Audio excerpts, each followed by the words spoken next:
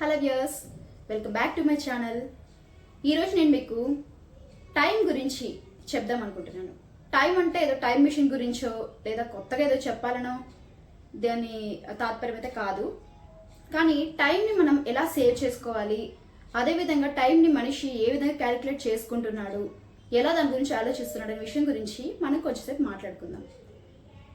అయితే ఇక్కడ మనము ఒక పర్సన్ గురించి మాట్లాడుకుంటే, అంటే మన గురించే మనం మాట్లాడుకోవాలి యాక్చువల్గా ఈ విషయం గురించి.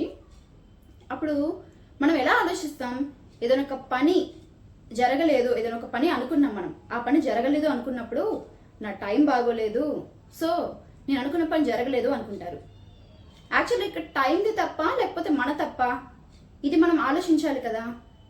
సరే, ఇది పక్కన పెడదాం. ఏదన్నా అనుకున్న పని జరిగి దానికంటే ఎక్కువగా మనకి మంచి రివార్డ్స్ అవార్డ్స్ వచ్చాయనుకోండి, అప్పుడేం చేస్తాం?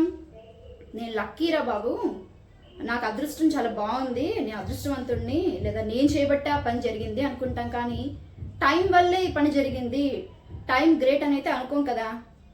సో అలాంటప్పుడు టైంని కించపరచడం దేనికి? టైం బాగోలేదు అనుకోవడం కంటే కూడా నా మైండ్ బాగోలేదు లేదా నాకు బద్ధకం, నేను ఈ పని చేయలేను అని ఎందుకు మనం ఆలోచించట్లేదు? ఇది నిజమే కదా, ఇది అబద్ధమా? ప్రతి ఒక్క మనిషి కూడా దీని గురించి మనం ఒక క్వశ్చన్ వేసుకోవాలి. ఒక పని జరగలేదు అని అంటే మూఢనమ్మకాలు లేకపోతే ఇంకొకటి మనసులో పెట్టుకోకుండా ఫస్ట్ ఆఫ్ ఆల్ మనకి బద్ధకం ఏదైతే ఉందో దాన్ని పక్కన పెట్టి ముందుకు అడుగు వేయాలి, పని చేయాలి. పని అవ్వకపోని ఫస్ట్ ఆఫ్ ఆల్ వెళ్ళాలి, మనం ఏదైతే చేయాలనుకుంటామో ఆ పని చేయాలి, రావాలి. అంతేకాని నా టైం బాగోలేదు కాబట్టి నాకు ఈ పని జరగలేదు, లేదా నాకేదో ఎదురొచ్చింది, ఏదో అడ్డం వచ్చింది, ఏదో ఇది బాగోలేదు అది బాగోలేదు, 1,000,000 చెప్తారండి చెప్పేవాళ్ళు. అవన్నీ మనం ఆలోచించొద్దు. మన మనస్సాక్షి ఏం చెప్తుందో అదే చేయాలి. ఒక చిన్న ఎగ్జాంపుల్ చెప్పాలి అని అంటే, మనము చాలా సెలబ్రేషన్స్ చేసుకుంటాం. Mother's day, father's day, friendship day, లేదా చాలా డేస్ పెట్టుకున్నాం. కానీ most valuable thing in the world ఏదైతే ఉందో అది టైం.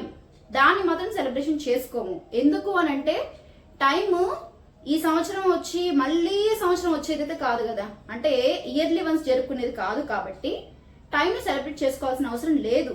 కాబట్టి టైం చాలా వాల్యుబుల్. సో టైంని వేస్ట్ చేసుకోకుండా ప్రతి ఒక్క పని కూడా పక్కన పెట్టకుండా బద్ధకంగా దాన్ని వదిలిపెట్టకుండా మనం ముందుకు వెళ్ళాలి. రేపు చేద్దాంలే అనుకుంటే వెళ్ళిపోయిన టైం మళ్ళీ ముందుకు రాదు. కాలం ఒకసారి వెళ్ళిపోయింది వెనక్కి అని అంటే వెనక్కి వెళ్ళిన కాలాన్ని మనం ముందుకు తీసుకొని రాలేము.